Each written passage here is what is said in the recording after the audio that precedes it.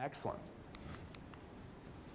So here's a transition statement. What I'd like to now is share with you how I work with clients like you. Just an example. What I'd like to now is share with you the next step if you'd like to work with me. Simple little transition statements. Exact language. If you said this to the prospect, you're one-on-one, what I'd like to now is share with you the next step if you'd like to work with me. That could work for every one of you in this room.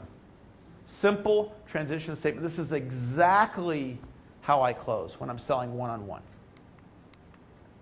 Body of the close. In the body of the close, you're going to explain the offer. So all you're doing in the body is just going over the logistics. This is what's included. This is the investment. Comes with the website. You're just explaining it. That's all you're doing. And then you ask at the end. And when you ask, you're silent. And they're going to say one of three things, yes, no, or they're going to give you an objection. A moment ago, I said, jot this phrase in your notes, human beings respond in predictable ways. I'm just going to have a little bit of fun with you guys. Just out of curiosity, how many of you wrote down human beings respond in predictable ways by show of hands? I knew you were going to write it down. And I knew you were going to raise your hand when I asked you how many of you wrote it down. Prediction is a form of power. How would you like to know what's going to happen in your presentation before you even start your presentation? That's what I do. When I present, I already know what's going to happen. I know what's going to happen because human beings respond in. I knew you were going to say that. Okay? That technique that I just used is called leading language. Leading language is where you leave out the punchline and the prospect fills in the punchline. And it's a different level of influence if you say it versus if I tell you. It's a different level of influence if you say it versus if I tell you. That's the leading language. So I wasn't born knowing leading language. I wasn't like in my crib at age 2 and my mom was asking me something or telling, Mom, if you use leading language, I'd be more likely to say yes, right? I was taught that. So these are things, just any of you in this room can learn this. If you want to learn the concepts that we're talking about, this is why I come out and do events like this. Because when I do events like this, sometimes there's people in the room that want to learn how to get more yeses, want to learn how to be more confident in their presentation because of what that could mean to you between now and the end of your career. And I was terrible at it until Dr. Moyne came along. And I got, like when I met him, I got who he was. I'm like, okay, I'm gonna keep working with this guy because he's teaching me how to communicate in a way where it increases the likelihood that the other person says yes. How to structure a close.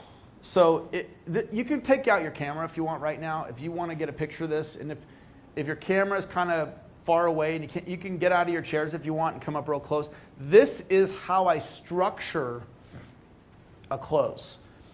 So step number 1 is you make a list of the components of the close. So the components, it's like the ingredients if you were going to bake something. Right? Before you bake it, you get all the ingredients first, then you bake it. So the first thing that you do is you figure out what are all the key things I need to cover in my close.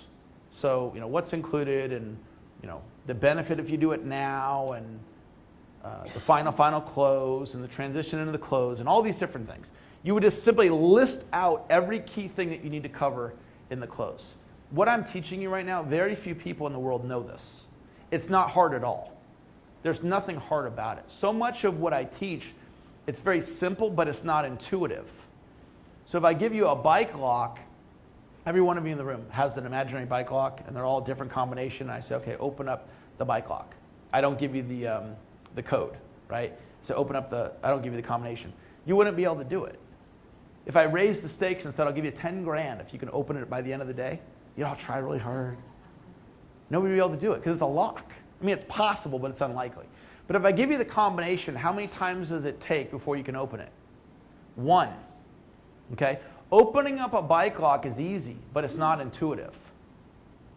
The seed I want to plant with you and potentially land with you is that sales is easy, but it's not intuitive. There's nothing hard about it. My gifting is just explaining it in a way that people understand it, and you go, oh, I could do that. So if I said to you, make a list of all the key things that you need to cover in the close. How many of you could make a list of all the key things you need to cover in the close? You can all do that, right? And if you were having trouble, could you like team up with somebody else?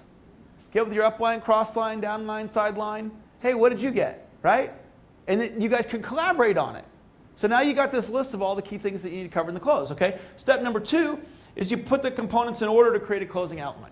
So let's say you have 10 items on your list, and you just look and go, what should I do first?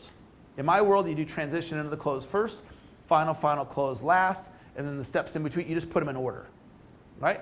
So could you, if you had a list of 10 things you need to cover in the close, could you put them in order? Could you all do that? Okay? Then the last part, you write a mini script for each component.